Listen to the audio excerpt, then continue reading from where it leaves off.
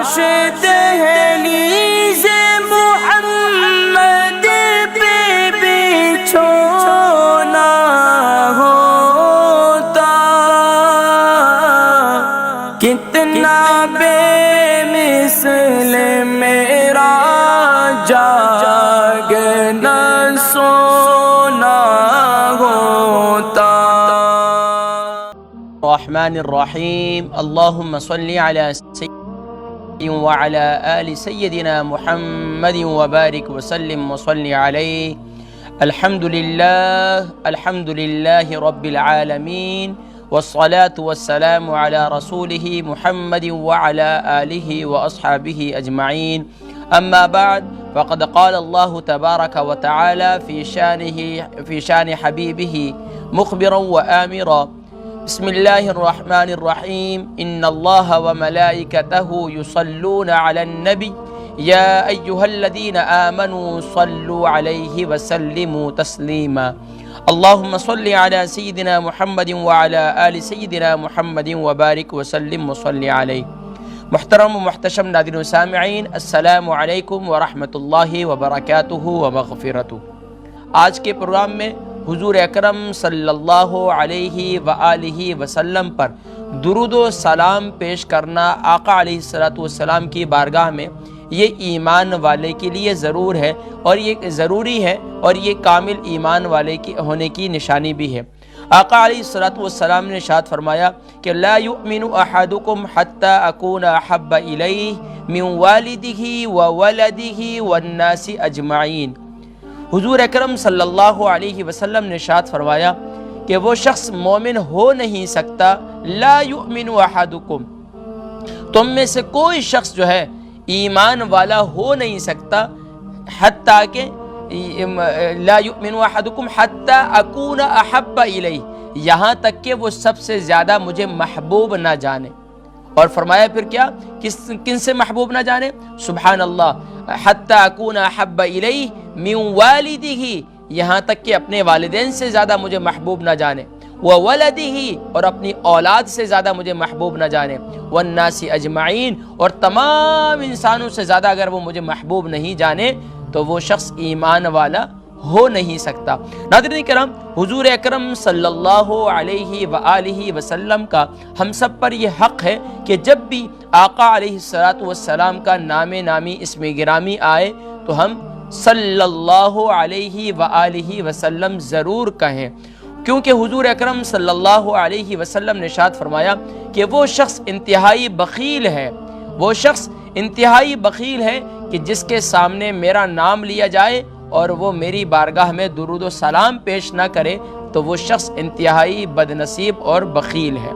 یہاں تک کہ حضور اکرم صلی اللہ علیہ وآلہ وسلم کی ایک بہت ہی پیاری حدیث مبارکہ جس کے راوی سیدنا عمر بن خطاب رضی اللہ تعالی عنہ ہیں، ارشاد فرماتے ہیں کہ حضور اکرم صلی اللہ علیہ وسلم نے فرمایا کہ ایمان والے کی دعا زمین اور آسمان کے درمیان معلق ہو جاتی ہے، رک جاتی ہے، اوپر نہیں جا سکتی کہ یہاں تک کہ وہ پیارے کریم آقا علیہ السلام کی بارگاہ میں درود و سلام پیش نہ کرے۔ جیسے ہی سبحان اللہ ایمان والا اپنے پیارے حبیب صلی اللہ علیہ وآلہ وسلم کی بارگاہ میں درود و سلام پیش کرتا ہے تو اللہ تبارک و تعالی اس کی دعا کو بھی قبول کر لیتے ہیں اور اس کی عبادات کو بھی شرف قبولیت نصیب فرماتے ہیں۔ ناظرین کرام، دیکھ لیجئے اللہ تبارک و تعالی نے سبحان اللہ نماز میں بھی درود و سلام رکھا، اور نماز میں بھی درود شریف رکھا، اور درود ابراہیمی ہے۔ یہاں تک کہ ایک اور حدیث مبارکہ ہے، حضرت ابو بردہ بن دینار رضی اللہ تعالی عنہ سے یہ حدیث مبارکہ مروی ہے کہ رسول کریم صلی اللہ علیہ وسلم نے ارشاد فرمایا کہ میرا جو امتی خلوص دل سے مجھ پر صلاۃ و سلام بھیجے، اللہ تعالیٰ اس پر 10 رحمتیں نازل فرماتے ہیں، اور اس کے صلے میں اس کے 10 درجے بلند کر دیے جاتے ہیں، اور فرمایا کہ اس کے 10 گناہ معاف کر دیے جاتے ہیں، اور فرمایا کہ جب ایک ایمان والا ایک مرتبہ درود و سلام پیش کرتا ہے تو اس کی برکت سے 10 گناہ بھی معاف ہو جاتے ہیں، 10 اور درجات بھی بلند ہو جاتے ہیں، اور 10 نیکیاں بھی نامہ اعمال میں لکھ لی جاتی ہیں۔ یہاں تک کہ حضرت کعب بن کعب رضی اللہ تعالیٰ عنہ سے انصاری صحابی ہیں، ان سے مروی ہے کہ حضور اکرم صلی اللہ علیہ وسلم کے بارے میں ذکر کرتے ہیں کہ ایک دن رسول کریم صلی اللہ علیہ وسلم نے ہم لوگوں سے فرمایا کہ میرے پاس آ جاؤ۔ ہم لوگ حاضر ہوئے اور آپ کو جو کچھ ارشاد فرمانا تھا آقا علیہ السلام نے، جب آپ صلی اللہ علیہ وسلم ممبر پر جانے لگے تو ممبر کے پہلے درجے پر قدم رکھا اور آپ نے فرمایا کہ آمین۔ جب آپ نے دوسری سیڑھی پر پاؤں رکھا فرمایا کہ آمین، پھر جب تیسری سیڑھی پر پاؤں رکھا پھر کہا آمین۔ پھر آقا علیہ السلام نے جو کچھ فرمانا تھا ممبر پر خطاب ارشاد فرمایا اور فارغ ہو کر جب نیچے اترے تو ہم لوگوں نے عرض کی کہ یا رسول اللہ صلی اللہ علیہ وآلہ وسلم، آج ہم نے آپ کو ایسا کام کرتے ہوئے دیکھا، ایک ایسا عمل دیکھا کہ جو اس سے پہلے ہم نے کبھی نہیں سنا تھا اور نہ دیکھا تھا، یعنی کہ آپ پہلی ممبر کی پہلی سیڑھی پہ چڑھے اور آپ نے آمین کہا، جب دوسری پر چڑھے اور آپ نے آمین کہا، جب تیسری پر چڑھے تو آپ نے آمین کہا۔ تو صحابہ سے عرض کی کہ میرے صحابہ، جب میں نے پہلی سیڑھی پر پاؤں رکھا تو جبریل امین آئے اور انہوں نے کہا کہ تباہ و برباد ہو جائے، تباہ و برباد ہو جائے، محروم ہو جائے وہ شخص جو رمضان المبارک کو پالے اور اس میں اپنی مغفرت کا فیصلہ نہ کروا لے۔ تو میں نے کہا آمین۔ بد دعا دینے والے کون ہیں؟ تمام فرشتوں کے سردار جبریل امین ہیں، اور آمین کہنے والے کون ہیں؟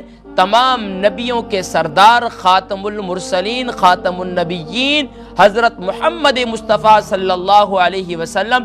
گویا کہ اس آمین کی مہر لگا کر آپ یہ ثبت فرما رہے ہیں کہ وہ شخص یقیناً تباہ و برباد ہی ہوگا جو رمضان المبارک کو پالے اور اپنی بخشش و مغفرت کا سامان نہ کر سکے۔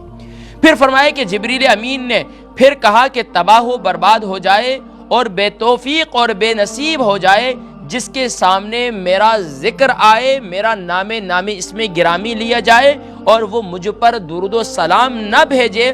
تو اس پر بھی میں نے کہا کہ آمین۔ اور پھر جب فرمایا کہ جب میں نے ممبر کی تیسری سیڑھی پر پاؤں رکھا تو جبریل امین نے یہ بددعا دی کہ تباہ و برباد ہو جائے وہ بدبخت آدمی، وہ بدنصیب شخص جس کے ماں باپ دونوں یا دونوں میں سے کوئی ایک ان کے سامنے بڑھاپے میں ہو جائیں اور وہ ان کی خدمت کر کے ان کو راضی اور خوش نہ کرے، جنت کا مستحق نہ ہو جائے۔ تو میں نے کہا کہ آمین۔ اللہ اکبر۔ حضور اکرم صلی اللہ علیہ وآلہ وسلم کہ یہ پیاری حدیث مبارکہ اگر میں اور آپ اپنی زندگی کے 3 اصولوں کو ہی اپنا لیں۔ پہلا اصول زہ نصیب ہے، رمضان المبارک جن جن کو نصیب ہوا، مغفرت کا سامان کیا، نیک اعمال کیے، سبحان اللہ زہ نصیب ہیں۔ لیکن یہ 2 عمل تو ایسے ہیں جو ہر دن ایمان والے کو نصیب ہو سکتے ہیں۔ پہلا عمل روزانہ کی بنیاد پر پیارے کریم آقا علیہ السلام کی بارگاہ میں درود و سلام کے تحفہ پیش کرنا، درود و سلام کے سبحان اللہ درود و سلام کا تحفہ پیش کرنا، اور پھر خاص طور پر شب جمعہ، جیسے آج کی رات شب جمعہ کی رات ہے اور شب جمعہ میں پیارے کریم آقا علیہ السلام کی بارگاہ میں درود و سلام پیش کرنا کتنی بڑی سعادت ہے۔ اور یہاں تک کہ پھر آقا علیہ السلام نے ارشاد فرمایا کہ وہ شخص، جبریل امین نے کیا بد دعا دی؟ جو رمضان المبارک کو پالے اور جو اپنے ماں باپ کو پالے اور ان کی خدمت نہ کر سکے۔ ہمارے لوگ کیا کرتے ہیں؟ فلاں مولوی صاحب کے پاس جا رہے ہیں، فلاں پیر صاحب کے پاس جا رہے ہیں، فلاں لوگوں کے پاس جا رہے ہیں، ہمارے لیے دعا کریں، ہمارے لیے دعا کریں۔ ارے جنت تو تمہارے گھر میں موجود ہے ظالموں، کہ تمہارے ماں باپ زندہ ہیں اور تم ان کی خدمت نہیں کرتے، تم انہیں ایک کال نہیں کرتے، تم ان کے پاس بیٹھتے نہیں، ان کی خدمت کرتے نہیں، اور تم دنیا کو کہتے ہو ہمارے لیے دعا کرو۔ ارے دعا کے دروازے تو تمہارے لیے جنت کے دروازے بھی وہیں سے کھلیں گے اور جہنم کے دروازے بھی وہیں سے۔ اللہ اکبر۔ تو اللہ تبارک و تعالی ہم جن کی خوش نصیبی ہے کہ ان کے والدین زندہ ہیں تو وہ ان کی خدمت کر کے اللہ کو راضی کریں، نہیں تو جبریل امین کی بد دعا اور نبی کی آمین اس پر کہنا یہ اس بات کی علامت ہے کہ وہ شخص دنیا میں بھی ذلیل و رسوا ہوتا ہے اور دنیا سے جانے کے بعد بھی۔ تو گویا کہ اس حدیث مبارکہ سے جو ہمیں سبق ملا وہ یہ ہے کہ ہم کثرت کے ساتھ یومیہ بارگاہ رسالت مآب صلی اللہ علیہ وآلہ وسلم میں درود و سلام پیش کریں۔ ناظرین کرام، یہ ضرور سوچئے گا اس ماہ مبارک میں پیارے کریم آقا علیہ السلام کی بارگاہ میں آپ کیا تحفہ پیش کرنے جا رہے ہیں۔ ہمارے بچے ہیں نا، چھوٹے بچے ہوتے ہیں تو وہ جب ان کی برتھ ڈے ہوتی ہے تو وہ اس میں خواہش میں ہوتے ہیں کہ ہمیں کوئی سرپرائز ملے گا، ہمیں کوئی تحفہ ملے گا، امی کی طرف سے، ابو کی طرف سے، چاچو کی طرف سے، ماموں کی طرف سے ہوتا ہے بچوں میں۔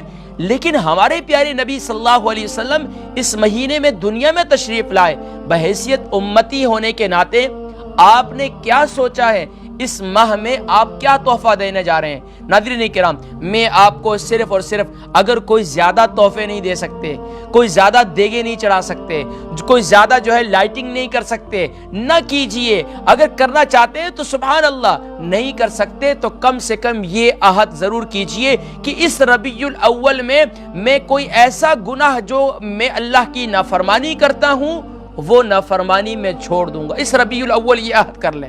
اور دوسرا یہ کریں کہ میں ایک ایسا عزم کر لوں کہ جس سے میں پیارے نبی صلی اللہ علیہ وسلم، خاص طور پر آقا علیہ السلام نے ارشاد فرمایا، اگر تم میری آنکھوں کو ٹھنڈا کرنا چاہتے ہو، میری آنکھوں کو ٹھنڈا کرنا چاہتے ہو تو قرۃ عینی فی الصلاۃ، نماز میری آنکھوں کی ٹھنڈک ہے۔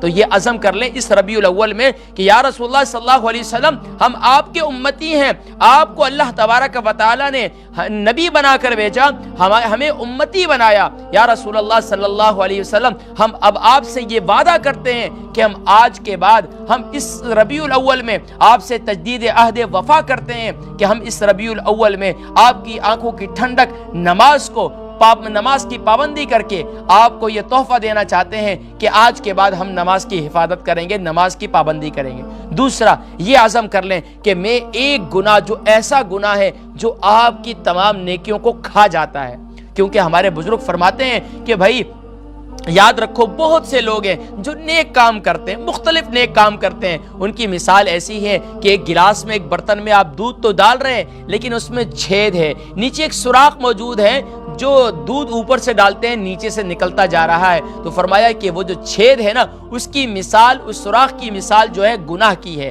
جو تمہاری نیکیوں کو کھا جاتا ہے۔ جیسے ہی اس سوراخ کو بند کرو گے تو نیکیوں کا، دودھ کا نور جو ہے وہ اس کے اندر بھر جائے گا۔ اور سبحان اللہ، اسی طریقے سے تمہارا دل جو ہے، اس میں جب گناہ کی غلاظت آتی ہے، گناہ کی گندگی آتی ہے، تو یہ تمہارے جو اندر نور آتا ہے نا، وہ نور جو ہے آ تو جاتا ہے لیکن وہ چلا جاتا ہے۔ کیوں؟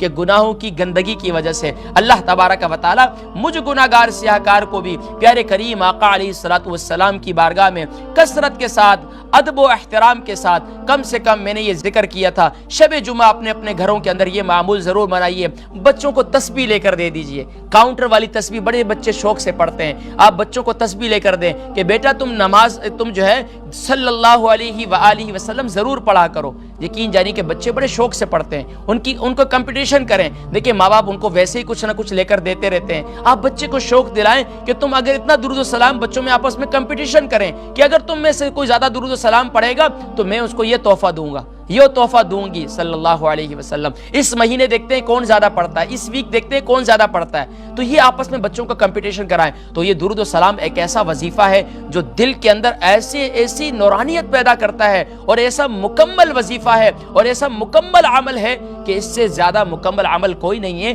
کیونکہ اللہ کے نبی صلی اللہ علیہ وسلم کی بارگاہ کے لیے اللہ تبارک و تعالی نے کیا ارشاد فرمایا؟ ان اللہ و ملائکتہ یصلون علی النبی، کہ بے شک اللہ رب العالمین اور اس کے فرشتے جو ہے وہ عمل ہے جو اللہ اور اس کے فرشتے خود کرتے ہیں۔ اللہ اکبر۔ تو اس لیے اے ایمان والو، جب تمہارے سامنے بھی ایمان والو، تمہارے سامنے بھی نبی صلی اللہ علیہ وآلہ وسلم کا نام نامی اس میں گرامی لیا جائے تو تم بھی زبان سے صلی اللہ علیہ وآلہ وسلم پڑھا کرو۔ اور پھر ذرا سوچئے، جس گھر میں درود و سلام پڑھنے والے معصوم بچے کی زبان سے صلی اللہ علیہ وسلم نکلتا ہوگا، قربان جائیے۔